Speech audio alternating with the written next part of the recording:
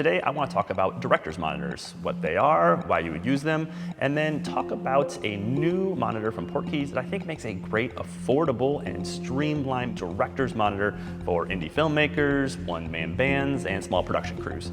So let's get into it. First, what are director's monitors and why do you use them? Well, as the name implies, a director's monitor is a monitor that the director will hold to see what the cinematographer is actually shooting. You may not be close to where the director is, and they'll need to see what you're actually filming. And so by holding a monitor and having a wireless transmitter on top of the camera and shooting it to the director's monitor, then they obviously can see what you're shooting and sign off on what it is that you're doing. This is also useful in situations when you're doing branded content work or commercial work and you're working with a client and the client wants to be able to see what you are shooting to approve their final messaging. But they have other use cases as well. One that I found very useful in my own work, especially as I do more YouTube and do more interview setups, is having a monitor for myself as a cinematographer. It's just great to be able to see what I'm actually doing on the screen as I make changes to my own interview setups. So whether I'm brightening a light or toning down a backlight, whatever it is, I can have this in my hand and do it without having to walk back to the camera back and forth to actually see what the changes are doing. I can just watch my monitor, make the changes, and right away I can see what's happening on screen, which is very helpful and saves me a ton of time while I'm setting up interviews. It's also useful for pretty much anyone else on set who needs to see what the actual image is. When you think of like a gaffer or a grip who are also making changes to lights and background materials or production designers, and they can see what their changes are actually doing on screen. Same goes for someone like hair and makeup. As they're watching someone get interviewed or watching talent act on screen, being able to actually see if anything needs to be changed, a hair flies out of place, then they can go in and make changes in between takes. And so I've been researching a bunch of different types of director's monitor over the last couple of years and want to talk about some of the problems with how you can set up your own director's monitor or how you can get one of these sort of all built-in solutions. So for the longest time, the only all-in-one solution was the SmallHD and Teradek series, which combined the Teradek transmitters with a SmallHD monitor. And what was really nice about these is that everything was built into the monitor, so you didn't have to hook the receiver onto the monitor somewhere and have sort of a Franken-rig. The problem with the SmallHD and Teradek model is it is very, very expensive. But if you're going onto an actual production where you're supposed to supply the director's monitor, it was really the only option for a long time because no director is going to want a freaking rig of different parts hanging off everywhere. DJI Transmission is also pretty expensive, but pretty cheap compared to the SmallHD version. And so it's a pretty good option, but the one problem with the DJI is, besides price, is that the transmitter is also quite large. Now, the transmitter that's integrated into the Ronin 4D is beautiful, and therefore this makes a lot of sense if you're a Ronin 4D user. But if you're not a Ronin 4D user, you have to hook a pretty giant transmitter on top of your camera, which if you're using a small camera like a C80 or FX6 or FX3, it becomes pretty cumbersome. Now, Hollyland has actually done a really good job on creating a new all-in-one solution with their Pyro series, which I reviewed on the channel and really, really liked. I ended up not purchasing that specifically because I already had the DJI Transmission. Now, if you don't want to shell out the big bucks for SmallHD or DJI, or just want a transmitter that's a little bit smaller on your camera, perhaps you already own a transmission system like I do, the Hollyland Mars 400 Pro. So the nice thing about a system like this is the transmitter is already pretty small, and DJI actually has a really nice new transmission system that's also pretty small. And so it makes your rig a lot more streamlined. It's a lot easier to mount on the camera itself. But the only issue with it is then when you have the receiver and you want to get it to a director's monitor or an external monitor, it becomes a little harder to rig those out. Before I had the DJI Transmission, or if I just wanted to use a smaller, more streamlined transmitter on my camera, I would have to figure out ways to rig up another external monitor with this transmitter, and that can get a little cumbersome for a variety of reasons. The first is most director's monitors have handles on either side. You want something that's comfortable to hold for a long period of time, and you're obviously not gonna just hold the body. So getting handles onto a normal 7-inch monitor is usually fairly difficult because they don't have any place to mount on the sides, as you can see here and here. A lot of monitors only either have a top screw or a bottom screw, and so where you put your handles is a little difficult. So I've tried to do this a lot of different ways with NATO rails and 15mm rods. And usually the way I like it is to find a system to put a 15mm rod up here that then I can put handles on either side. And already you can kind of see that this isn't the greatest way to set up a director's monitor, but when you don't have that many mounting points, you have to start to being a little creative. And so this always kind of worked. It always felt a little strange, but then we still have a couple big problems. The first is, where do we put our transmitter? You still need to put this on there somewhere. So you can do a few different things if you have this rod system. One of my favorites is just to slide on another 15mm holder with a cold shoe attachment up top, and then you can slide receiver in right here. So at least now you have your receiver somewhere on the rig. It's not too crazy cumbersome. One of the biggest issues with not having sort of a built-in system is that you now have to power both the monitor and the receiver itself. And they both take Sony NPF, so you could just use 2 NPF batteries and then hook up your SDI cables. So there you go, there is a director's monitor with all DIY pieces, and it's not terrible, but it's definitely a little big, a little cumbersome, a little Franken-riggy, but it does work, and in a pinch, if these are all the items you have, then you can make something without it being too crazy large. It doesn't quite feel very balanced, it feels a little strange, and doesn't really look like a professional way to do things. And sometimes when you're on set with a client or a director, looking professional matters. So even though this would work, sometimes it's better just to have a nice streamlined system. So the solution is this new monitor from Portkeys, which is the HS8. First, let me talk about some of the features that make this monitor great for rigging up as a director's monitor. The first is, on both the right side and the left side, it has 1/4-20s.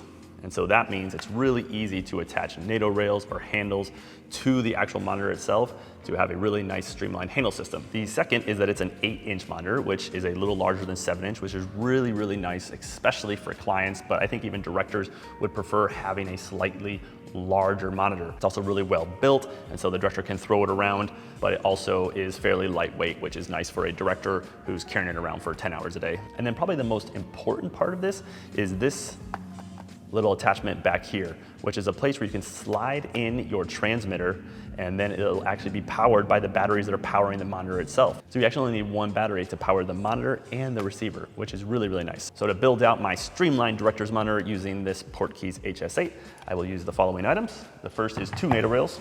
I have different NATO rails here, but obviously if you wanted to have both that be the same exact NATO rail, you can. So those will be very useful.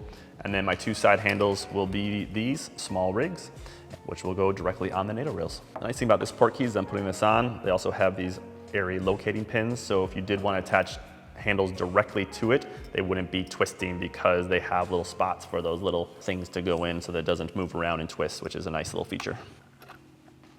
Shoot. So there you go, real easy, 2 handles on NATO rails on either side. And as you can already tell, sort of way more streamlined than the DIY model over here. And if you wanted to get something that had, twisty handles, if you wanted to upgrade a little bit, you could. But as a sort of really cheap DIY solution, these Smallrig handles I think are like 20 bucks. This is a really nice setup. But the real beauty of this monitor is where the actual transmitter goes. So have the battery powering it, don't need that anymore. Take that off.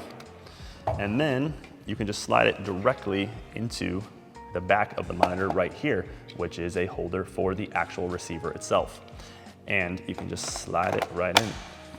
And suddenly, especially from the front, it looks a lot like the built-in all-in-one solutions. And then to actually power this, you actually only need a battery on the monitor itself. That connector that holds this in is also a power delivery system, so that whatever battery you put on this monitor, it will also power the receiver itself. And so you only need one battery to power the whole system. And obviously you can put 2 batteries in there for longer running times. And what's really nice about this system back here is by just loosening it up, you can actually change the orientation of where the receiver will be sitting. You can move it in any direction. So you can put it up and down like that. If you wanted to slide it in like so. Obviously you still need to run a cable, so let's make sure we put that on there first. One note on using this system and having it built in like this is that depending on your transmitter or receiver and where the ports are, you might have to change the orientation. Just so right now you can see my SDI will be blocking this port right here. So if I was going to use this, I could either just use one battery, which again would probably be fine for a few hours, or you could just use a bigger battery and just power through one, or you just change the orientation so that the SDI is facing up, down, or to the other side. All right, so I now have an image to my A cam from the Portkeys HS8 and the Hollyland Mars Pro. And kind of like my DJI Transmission, it does feel like an all-in-one solution. It doesn't feel that much more cumbersome. The monitor also is great. It only pulls 10 to 11 watts at max power, which is nice, which means it'll run a long time. I have found that using the DJI 7-inch monitor, you just burn through batteries a lot faster. And as a cinematographer, when you're out working and actually trying to capture a shot, to be worried about your director's monitor dying is kind of a pain in the butt. Now, it's not the brightest monitor. I think the DJI Transmission is over 2,000 nits, maybe 2,200 nits. Same with the Portkeys 7-inch I was using before.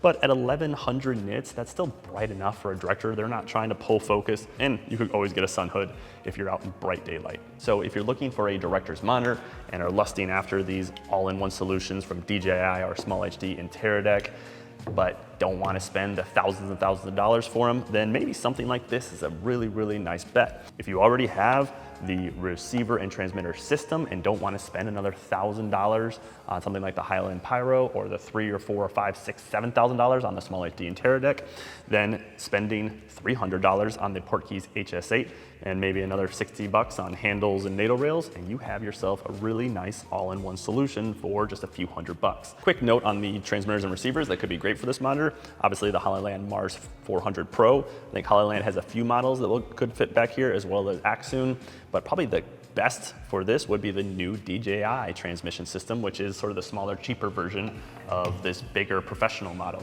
And those are about 500 bucks, but have an unbelievable range and are small enough to actually fit back here and have a really nice integrated system. And then finally, one of the advantages of having a system like this is that if you are shooting alone or you just need an external monitor while you're filming, this Portkeys HS8 is a beautiful monitor to actually be on camera.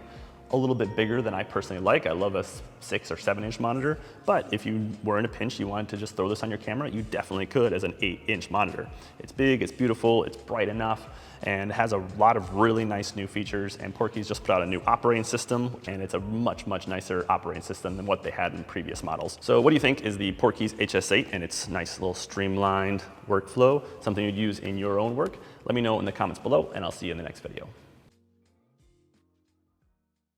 Do you want to be a documentary cinematographer? If so, you'll need a collection of skills in your arsenal. Be able to shoot incredible observational footage, capture captivating B-roll, and perhaps most importantly, set up and light cinematic interviews. Often, filming great-looking interviews is the job. It is the very backbone to almost every documentary being made today. And if it is a weak point of your work, you'll lose out on great paying work and unique life experiences. As an Oscar-nominated and Emmy-winning filmmaker, I have traveled the world and set up hundreds, if not thousands, of interviews for films that have premiered at festivals like Sundance, Telluride, and been bought by Netflix, HBO, PBS, and Disney. And now I have put everything I've learned about setting up and creating great-looking interviews into a concise, to-the-point, and affordable course, the 10 Steps to Cinematic Interviews. This course will not bog you down with endless hours of content, but rather just give you the techniques and knowledge you need to create great-looking interviews, no matter the location or how much time you have to do it. The course just launched and it's only open until Cyber Monday on December 2nd, so make sure you visit the link below and use code EARLYBIRD25 for 25% off the initial launch price. I'm looking forward to helping you create great-looking interviews, so let's get started.